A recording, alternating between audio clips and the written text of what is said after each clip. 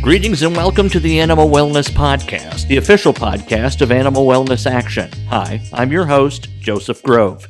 On this show, we talk about animals and the people who care about them and have the ability to improve their lives by influencing culture and supporting pro-animal laws and regulations. To stay up to date with all our news and information, subscribe to this podcast, receive our free newsletters and more, visit animalwellnessaction.org. Wayne Pacelli and Marty Irby are with me today. Wayne is the founder of Animal Wellness Action.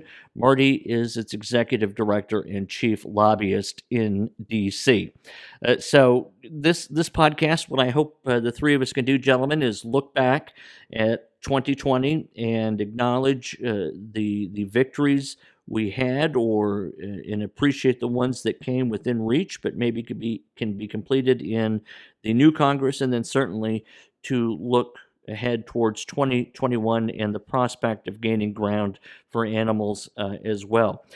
Marty, however, I'm curious. I'm going to take just a couple of minutes before we get into those animal-related topics to get your perspective on recent events in D.C. Not only do you work in Congress halls very frequently, but you live very close to the Capitol building. Talk about it first from a perspective of someone who lives there, who could hear the sirens, who went for a walk, when things died down. What did you see and hear?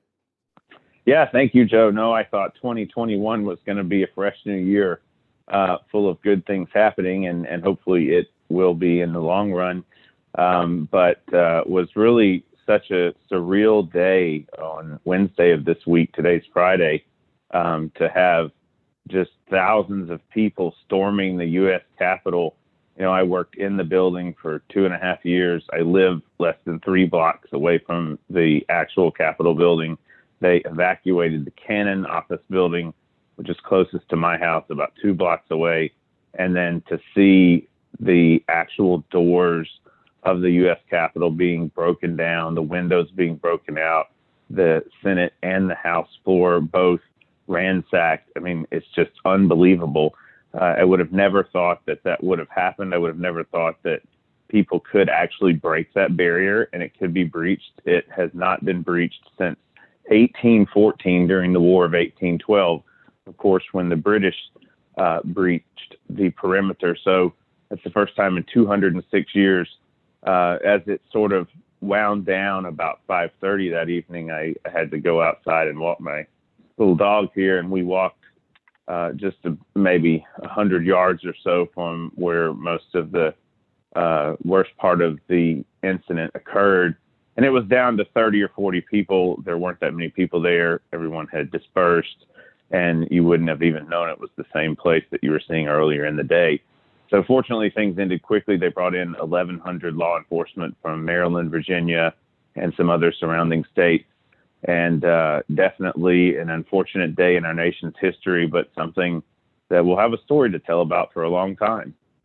And I think it's a good time to shift maybe to some good news that came out of the last Congress. There wasn't much of it for animals, but Wayne, or Marty, excuse me, I liked your comment to Louisville's local media, WLKY, that maybe a little surprising that Mitch McConnell ended up being, a hero for animals to the extent that he was able to help usher through the Horse Racing Integrity Act. Tell us about that effort and what that law ultimately means now for horses. Yeah, no, thanks, Joe. Well, your U.S. Senator Mitch McConnell, we had been talking to for many, many years about this issue with the doping in horse racing, as well as other equine issues. Some of them he had been a friend to us on, some he was against us on, and some of them he was neutral on, but he ultimately got on board with the Horse Racing Integrity Act. That was the original bill's name that Senator Kirsten Gillibrand from New York, along with Martha McSally from Arizona, had introduced.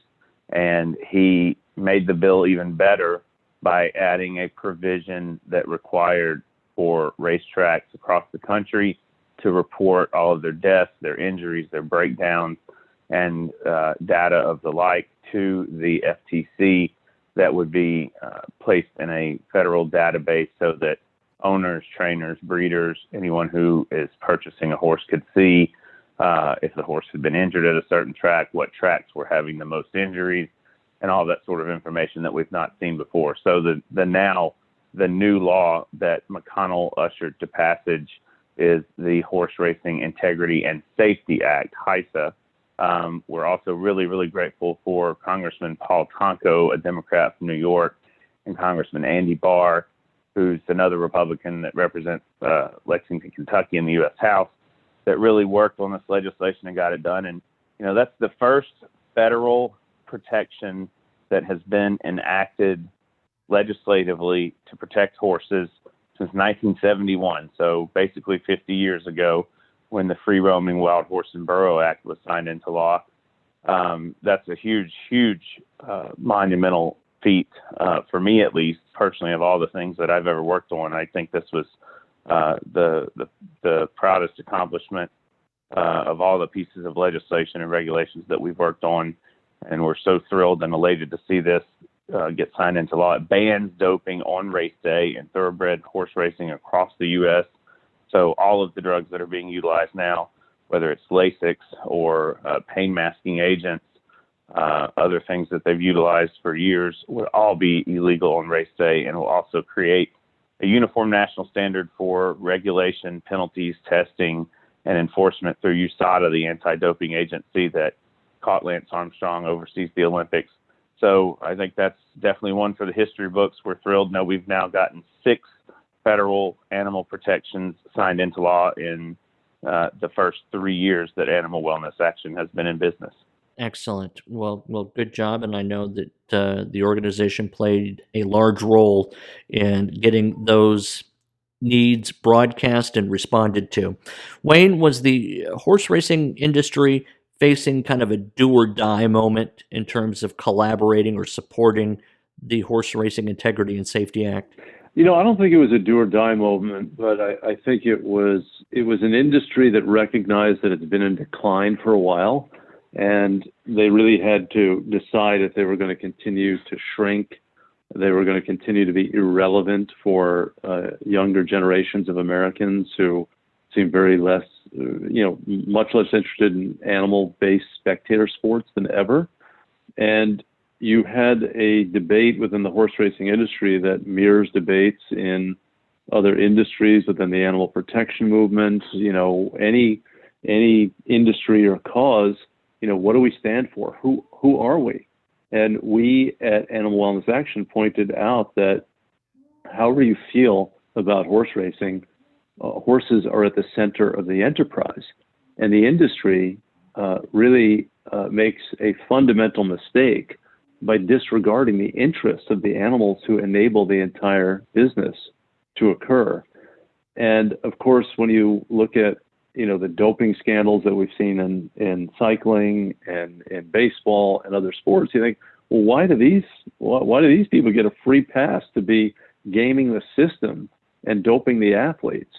So I think there were voices within the industry who said enough's enough. We have been deregulated at a national perspective, forever. The regulation at the state level was a patchwork, and it basically favored, the trainers and owners who were juicing the horses. And we had started this discussion with the industry some years ago, and that continued and it gained momentum. And it really takes a lot to pass legislation in the Congress. The Congress is widely recognized, and rightfully so, as generally dysfunctional. Most bills that are introduced don't get a hearing. 99% of bills that are introduced do not get passed, and it takes a lot. And this was an effort where different parties came together and figured it out. And as you noted, the majority leader in the Senate, he was late to the public debate. He watched this for 7 or 8 years while this bill kind of was introduced, session after session or Congress after Congress, and it was discussed in the halls, but little action. And he got involved in 2020 and definitely made a big difference. I mean, again, whether you love Mitch McConnell or dislike him intensely, he's a very smart tactician. He's very good within his caucus, and he was instrumental in getting the job done. Well, we'll say thank you, Leader McConnell, on that note. Marty, is it all the more extraordinary that we were able to get this done given everything else going on in the country, the stimulus, the economic problems relating to the virus? Well, yes, I do think it was definitely challenging and quite remarkable that we were able to get this done. Early in the year in January, we had a hearing. I testified at the hearing. We had a lot of momentum, and then following that hearing, just about a month or 6 weeks later, you saw the indictment of 27 or 28 horse trainers, veterinarians, and owners that had been illegally shipping drugs into the U.S. and drugging these horses. And under any other circumstances in normal times, that alone would have been enough, I think, to get this done and really brought attention to it. But the doping scandal came out about 2 days before COVID-19 hit, and that just completely drowned out all of the messaging related to this horse racing bill. So, of course, that's why it took us until the end of the year. And we had passed the bill through the House as a standalone bill by voice vote, had not gotten a vote in the Senate.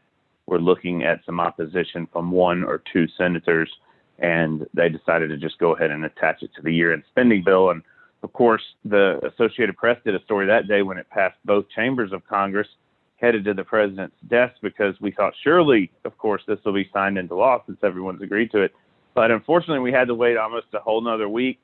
That was not a fun week to be waiting to see whether the government's going to be funded and our legislation that we worked so hard on is actually going to be signed into law or not. But fortunately, it was on the 27th, and I'm glad that we've got that one behind us. We're not going to back up, though, in horse racing. We're going to continue pushing to eliminate the whip. I'd like to see the whip eliminated within 5 years in the U.S., and we're going to also continue pushing to help get the right people nominated to the board of directors of the organization that will oversee all of the enforcement and regulation of this new anti-doping scheme. Wayne, looking back more at 2020, I know also the signing into law of the federal anti-animal cruelty law was a highlight. Talk about that and anything else you can recall positive for animals from the previous year. Well, the new Congress came in January of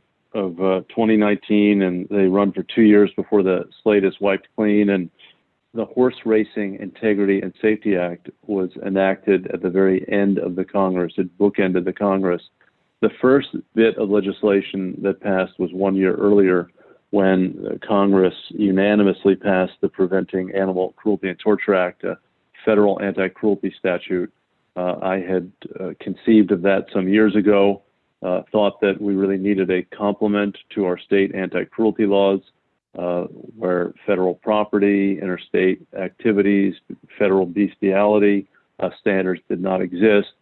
So this was a very important standard for us to get enacted, and the president signed this law. And it was, I think, a great example of, just chipping away, socializing the idea. Takes a while. We had been at this effort for many years to get that done.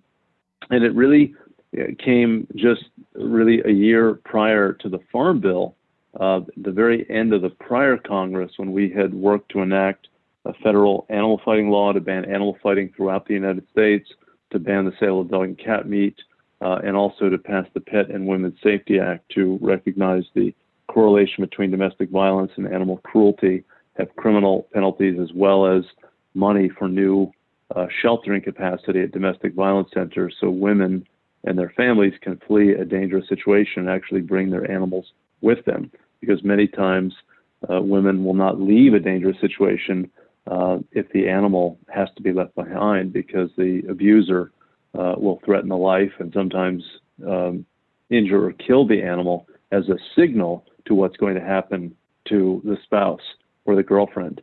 So yes, there was a bit of a burst of lawmaking. I mean, part of it, Joe, is, we're happy about these advances, but there are so many other animal bills that are so mainstream and so sensible.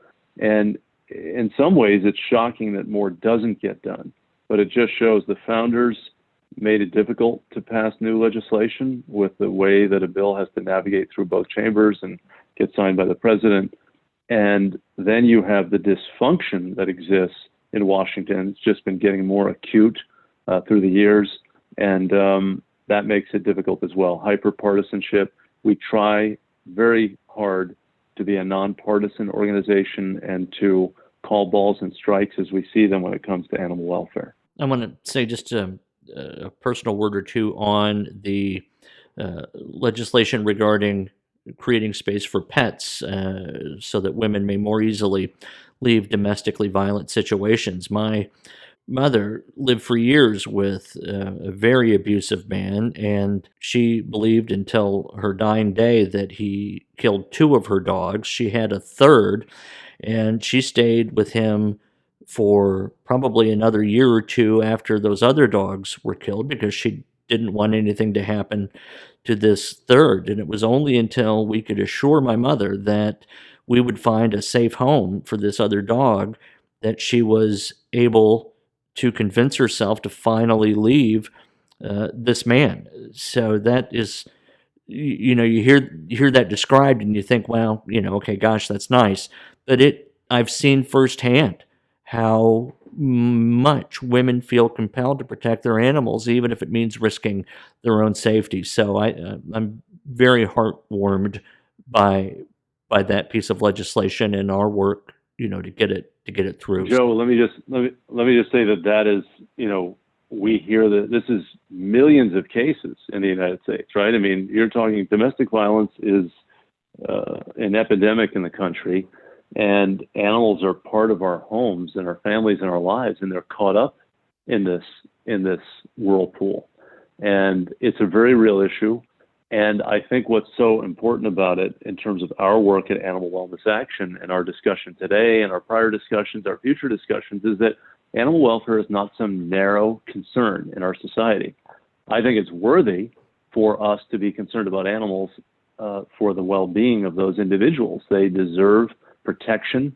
They deserve to be shielded from people who would harm them for needless, gratuitous purposes, whether it's their whims or their profits or whatever it might be. But that issue and almost every other issue we work on really shows the connectivity of animal welfare concerns to other social concerns.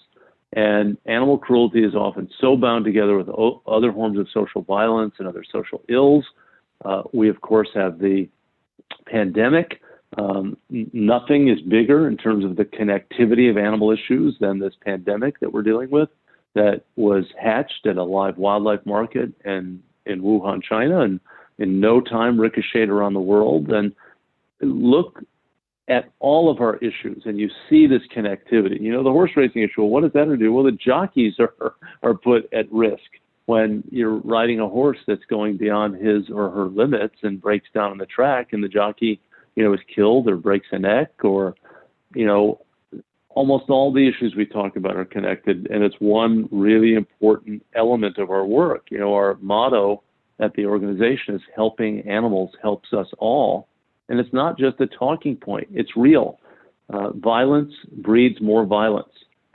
Animals are a staging ground for people, and then who have violent instincts, and then they graduate to people, and we see these zoonotic diseases and other problems. It's very real, and the domestic violence issue is one that I think most people understand. And the reason that the Pet and Women's Safety Act passed is that people get it, and your experience that you had in your family was not something that is a 1 in a million sort of circumstance. Right, exactly. Thank you, Wayne. Marty, we talk a lot on the show about what happens on the Hill, but equally important for animals is what happens in the Oval Office. The executive power of the president and executive orders can make a huge difference as well. We are moving, of course, on January 20 to a new administration. What executive orders that have hurt animals can be undone by President Biden's pen? Well, I think, Wayne might be a better one to answer this because there's so much related to wildlife. I know there's a good number of regulations that have been pushed through in the past few months that we'd love to see undone and changed. And then there's also some regulations that were rolled back when Trump came into office that we'd love to see get into place. So Wayne, maybe you want to hit that on the wildlife front. Yeah, there's a lot. I mean, presidential power, you're right, Joe, is significant. It's been increasing over time, and obviously, the executive is just one branch of government, but it's an awfully powerful one. When Trump came in, he unwound a number of things that had just been completed or nearly completed by the Obama administration. The Organic Livestock and Poultry Protection Rule, which would have been the first set of federal farm animal welfare standards to influence the lives of 100 million animals, was rolled back. The anti-soring rule to ban the use of stacks and chains on the horse's front legs, as well as eliminating industry self-regulation, was rolled back. Two of the most bitter, I mean, those were both very bitter for me personally, since I had worked so hard on both of them. Marty and I worked together on them, and certainly the soaring issue. But I had also worked very hard on two wildlife rulemaking actions. One, to apply to 76 million acres of national wildlife refuges in Alaska, and then another to apply to 20 million acres of national preserves run by the National Park Service in Alaska, to forbid shooting wolves and bears in their dens, to stop land and shoot hunting of those animals on those 100 million acres, nearly 100 million acres of federal lands, to stop the shooting of caribou while they're swimming. I mean, these are refuges. These are preserves. What a bastardizing of the names to allow the most inhumane and despicable hunting practices on these lands. And when the Trump team came in, they were confronted with a proposal by the Alaska delegation to overturn this, the two senators and the one U.S. representative, and they pushed a Congressional Review Act action, which allows the Congress to nullify a recently enacted rulemaking. They barely got it through on a party line vote, and then the Trump administration did a rulemaking on the national preserves piece, because the preserve the rulemaking related to the preserves and restricting the killing of wolves, bears, wolverines, and others had been done prior to this window where the Congress had this opportunity for a quick nullification through simple majority votes and a presidential signature. But that rule was completed in July of 2020. Now, the Democrats, who now control both chambers in the Congress, have an opportunity to do their own CRAs. But because the Congress was in so many days at the end of the year, it pushed back the deadline. And that rule on the National Park Service and the killing of the predators falls outside of that range where the Congress can readily undo it. So I don't think that will be an option. But the new Interior Secretary, whomever it is, Deb Haaland, the Congresswoman, has been nominated. She is an outstanding supporter of animal welfare policies. I hope she undoes that. The Interior Department can do a new rule nullifying that, and they can also do a lot to restrict these terrible practices. The Interior Department can also ban lead ammunition on national wildlife refuges. We had worked with the director of the Fish and Wildlife Service to do an outgoing director's order in 2017 on that issue. That too got nullified. There are all sorts of other issues. There's the Arctic National Wildlife Refuge and the oil drilling. There are a number of other Alaska-related issues with respect to mining.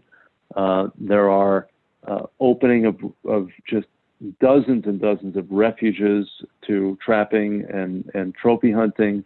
So Interior is going to be very busy. There are similar things that need to be done at the Department of Agriculture. Sonny Perdue, the Agriculture Secretary, even though he's a veterinarian, completely abrogated his responsibilities when it comes to animal welfare. They basically stopped enforcing the Horse Protection Act dealing with soaring. They did very little on puppy mill enforcement.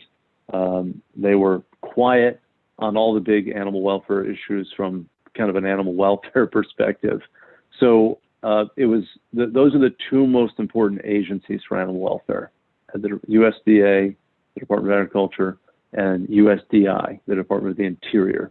And we just had really problematic leaders in both of those agencies, and they were, the U.S.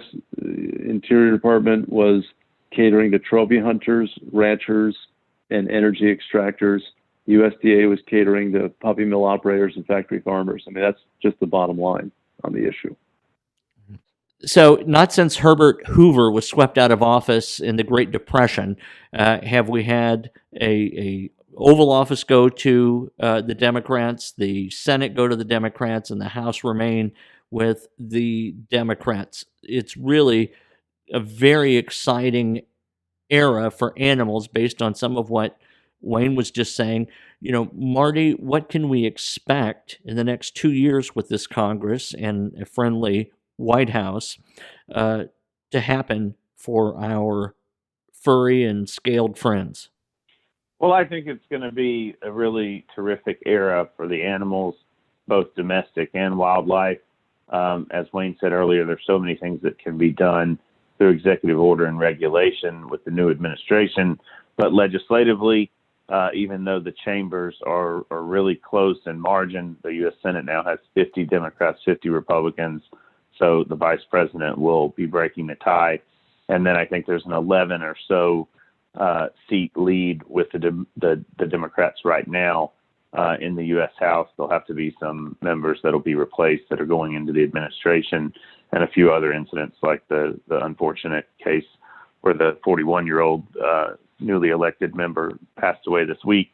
But I think that we're going to see a lot of good things come out of this Congress. The Greyhound Protection Act is something that we're really working hard on that we hope to see get done. Of course, the Big Cat Public Safety Act, I'd say, probably has the best chance of anything out there getting signed into law. It's passed through the House. We're working hard now in the Senate. The dynamics in the committee there changed with the Democrats taking the majority. The chair will now be a Democrat, and that should free up things for the Big Cat Public Safety Act and also the Shark Fin Trade Elimination Act and the Bear Protection Act. Those are three that are going to be big priorities for us in the new Congress. The Animal Cruelty Enforcement Act that Wayne conceived would establish a Animal Cruelty Crimes Division at the U.S. Department of Justice. We're going to see that introduced next week in the House, hopefully by Congressman Joe Neguse, collaborating with Matt Gaetz, Steve Cohen, and Buddy Carter, and then in the coming months in the U.S. Senate as well. I know there are a number of other issues out there, but those are just a few of the priorities. Of course, as many of you know, we continue to try to work to end the soring of Tennessee walking horses. We had a compromise last fall that we had brought together for the Prevent All Soring Tactics Act to get through the Senate. We didn't really get the support that we thought we would in the animal sector, I think mainly because of some personalities and things like that. But we're still going to continue to try to push to get something done on soring. We don't believe the PAST Act as written is viable, even with a Democrat leading the Senate, because it only takes one or two senators from either party to block something like that. So we're still going to have Kentucky and Tennessee opposition to that legislation. And a whole other raft of legislation that really Wayne has come up with some terrific ideas. But the last one I'll mention is the Opportunities for Fairness in Farming Act that would help clean up the corruption in the USDA's checkoff programs like the National Cattlemen's Beef Association, Dairy Management, Inc., and the National Pork Producers Council. So we're hoping to really create transparency and accountability in that sector and stop the funds that farmers are paying in to be utilized to market their products, instead being utilized to lobby for policies that basically put farmers out of business and harm animals. We're looking forward to trying to get some action on that legislation in this Congress as well. Wayne may want to add, there's a slew of other legislation I know that you've got cooking. But before you answer that, Wayne, thank you. Yeah, we had several episodes where we were very enthusiastic about the opportunity to get legislation passed and signed related to the Prevent All Soring Tactics. What can you say, Wayne, about why that didn't come to pass? Sure. Well, Marty and I both came out of the Humane Society. I mean, I had run it for many years, and Marty ran the equine department and numerous other programs there. And we had done a lot of the work on the issue, not exclusively. A former colleague had worked hard on it there, but we drove a lot of the policy with that one individual. And Marty and I knew that the PAST Act had stalled despite our putting both shoulders fully into the fight year after year. It started in 2012, and we saw that legislation introduced, amassed tremendous numbers of co-sponsors, and then fail because the Senate didn't act on it in almost every year until the last Congress. The House never acted on it, despite overwhelming support in both chambers. And it's a bit of a political science lesson for people. People think, oh my God, if it has majority support, it should pass. Well, that's not the way it works. The Senate especially empowers a small number of senators, even one senator, to stop business in the Senate. So based on our experience in the Senate, we thought, listen, we're going to keep hitting our head against the wall on this issue, and the horses are going to get no relief.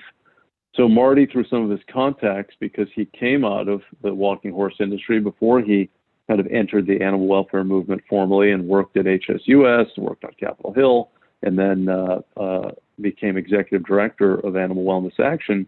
Marty had contacts in the industry. We didn't know where those discussions would go, but we thought, let's have this discussion and see if this industry, which has been buffeted by the criticism of the cruelty that goes on routinely in it, might be willing to move forward. So after a very, very difficult long-term negotiation, we came out with this compromise. It offered the prospect of getting a law signed into the federal codes in December. And we thought, my God, the legislative process is such that you could actually, if you're not completely happy with something, you can go back and improve on it, which is what we did with the animal fighting law 5 times. But HSUS stood in the way of it, I think because they were not involved in the negotiations, because they didn't take time to understand what the provisions were. And this was a fantastic deal for horses, despite their false claims about it. It banned the action devices, which are the chains put around the horses' pasterns to induce soring after they hurt them in some way, either by mechanical or chemical means. They put the chains on to exacerbate the pain that the animals endure. They put these heavy stack shoes as high as 7 or 8 inches on their feet. And we would have reduced that shoe complex to 1.5 inches at the toe, down from 7 or 8 inches, and had a nylon band that couldn't hold anything heavy. Our compromise would have created felony level penalties for perpetrators. It would have banned this inhumane method of hurting the horse's tail that the PAST Act never addressed. It eliminated industry self-regulation, increased the potential funding for enforcement 8-fold, and HSUS, stood in the way, and they created confusion. And at the end of the day, we had the 2 House authors, the lead House authors, Kurt Schrader and Ted Yoho, a Democrat and Republican, both veterinarians. They endorsed it. Mike Crapo, the lead author in the Senate, he endorsed it. But Mark Warner, the lead Democrat in the Senate, was, I think, befuddled, because you have multiple organizations who have a similar mission, yet they've landed on different places. He wanted the stakeholders, like a lot of legislators want, he wanted the stakeholders to be united, and I think he was just, confused about it. HSUS traded on that confusion, and time ran out. We weren't able to get it attached, even though, had we had a vote on the compromise, it would have passed nearly unanimously in both chambers, because we finally had the industry saying it's time to end soring and submitting to felony level penalties. So I think it was personalities. I think it was the history of our being at HSUS and having led this issue, and terribly disappointing. But, a lot of people think, well, because we all care about animals, we're all going to behave in a way that is consistent with the best outcomes for animals. And personalities and different tactical strategies and different philosophies often intrude on that. I think in this case, it was more personalities than it was actually anything truly substantive. But we all do come down in different places when it comes to a deal. I would never have accepted a deal that would turn us back. The problem was, as Marty said, horses have been suffering for an awfully long time as a consequence of soaring practices within the show world, the Tennessee walking horses and a couple of other breeds. And that statute that was attempting to limit this was enacted in 1970. It was totally deficient to deal with the circumstances on the ground for soaring. And we had to do something to stop another 10, 20, 30, 40, God forbid, 50 years of inaction. People had 50 years to try to get something done. Marty and I worked to try to secure an agreement, that would have broken the impasse, this 50 years of no progress legislatively, and had so many key elements. So I'm just so sorry that it happened that way. But as Marty indicated, the industry now has agreed to end soaring, and we'd be derelict if we didn't continue to have discussions with them and lawmakers, because the PAST Act as originally done is not going to get done, even with a new Congress. Marty mentioned that the majorities that the Democrats have are razor thin. I mean, you can't get closer in the Senate. It's 50-50. And then with the president, the vice president breaking the tie, having a 51-50, and the House is almost the same ratio. It's not exactly tied, but it's darn close. There's basically a 5-vote margin. And it's very difficult to wrangle, all the lawmakers, and you've got to clear all these committees that are going to have similar ratios. It's going to be very difficult, even on animal issues, with the Democrats, who are generally much more favorable on animal welfare than Republicans. It's still going to be a very, very difficult circumstance. If there's anything that we learn in the history of legislative action, it's that it is much easier to kill a bill than to pass it. 99% of the bills in this new Congress will die. Many of them are embodying big Democrat ideals and liberal ideals. They will still die. All of these animal welfare issues that we're working on have tremendous support in the Congress, but most of them still die. And that is really the art of legislating, and why, Marty and I are still committed to addressing this soaring problem and ending soaring. But the PAST Act is not going to work. Well, that's unfortunate for animals, and it's frustrating, I'm sure, for those of you who have put so much hard work and heart into it. Marty had tossed it to you, Wayne, to get your perspective on additional legislative and perhaps executive order type initiatives that we might look at for animals in the next 2 years of this upcoming Congress. Why don't you go ahead and let us know what you'll have your eye on and what you'll be working toward as we go forward. Well, Marty mentioned a lot of the key ones: the Animal Cruelty Enforcement Act, to create an animal cruelty crimes section at the Department of Justice. That's been a long-held aspiration of mine, to get some of this enforcement activity out of the U.S. Department of Agriculture, which is often very conflicted. USDA promotes agriculture, sees animals in often a very utilitarian way. Get it to a much more neutral arbiter, the Department of Justice, which is the law enforcement arm, the biggest law enforcement arm of the United States. He mentioned the Greyhound Protection Act. We're working with our friends at Grey 2K USA.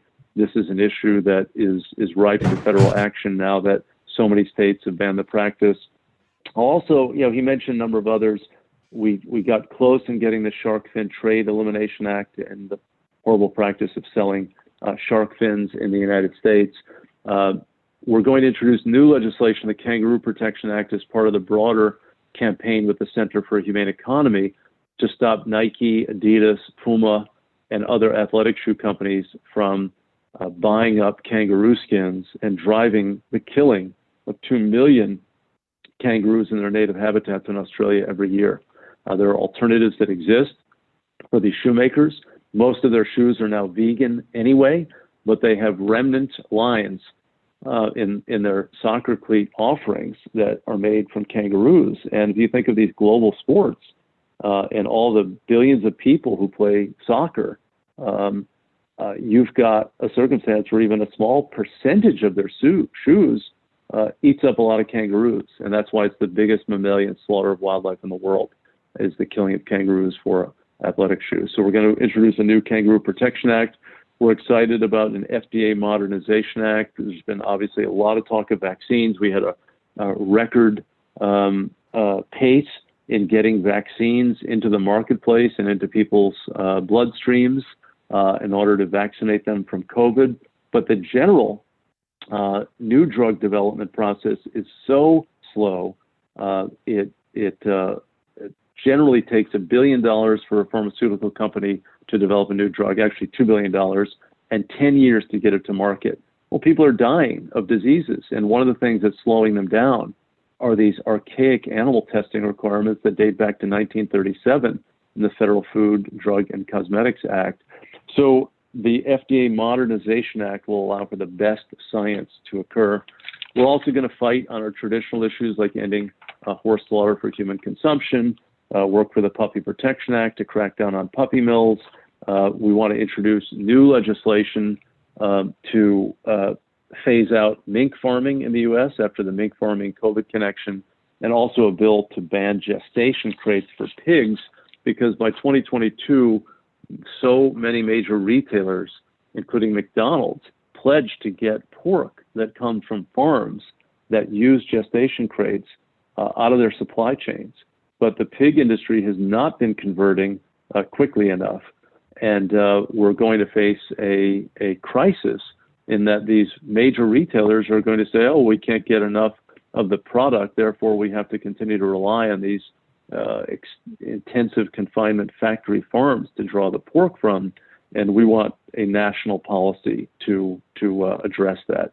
So, Joe, it's a lot of content, a lot of stuff. That's why we've got a website, animalwellnessaction.org. We want people to regularly study our blogs and our fact sheets, our action area on our website, so people can write to their lawmakers.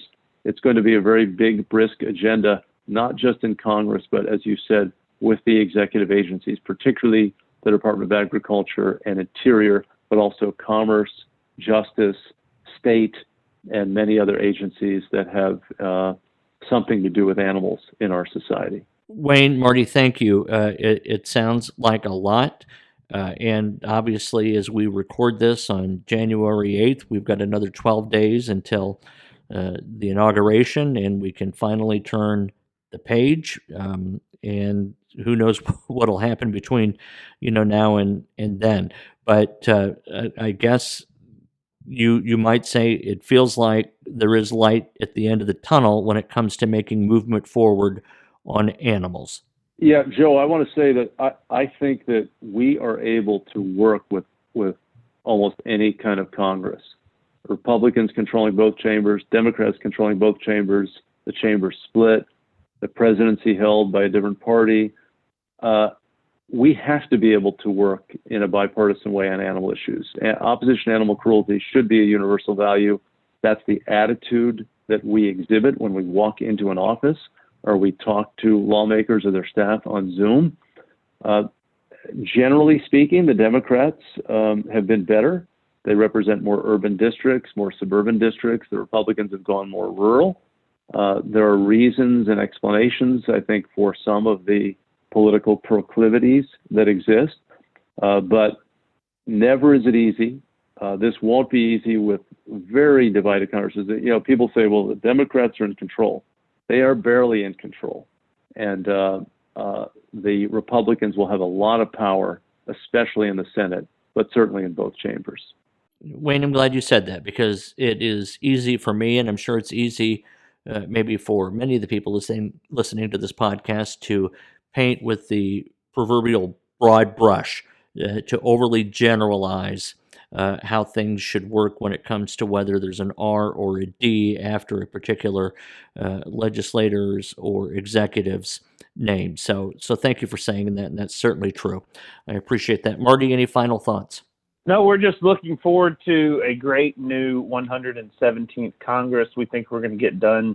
We're going to get more done this Congress than we have at any point in time, and I'm really excited about things moving forward and glad that Wayne has come up with so many terrific ideas. I mean, there's something I learn every day from this guy and others about these terrible abuses, and I think we're really on the forefront of things, and we are the innovative, hardworking model that's on Capitol Hill getting things done. Great. Thank you. And listeners, we can't get it done without you. We need you to be informed. We need you to contribute time, your emotional energy, your financial energy to learn how to do that and to plug in. As Wayne said a moment ago, go to animalwellnessaction.org. Find us on Facebook, find us on Twitter, find Marty and Wayne on those platforms as well. It is going to take all of us, no matter what the legislative landscape looks like. It takes the people speaking through their representatives to get the work done. So thank you for listening to this podcast. And I mentioned the website. Go there for all of our news and information. You can sign up for our news alerts. And be sure and subscribe to this podcast. iTunes, Podbean, Stitcher, or Spotify. If you can go there and give us a 5-star rating or leave a favorable remark, that helps us reach new audiences and lifts us higher on the list of podcasts. I've been your host, Joseph Grove, and we'll be back soon with another episode of the Animal Wellness Podcast.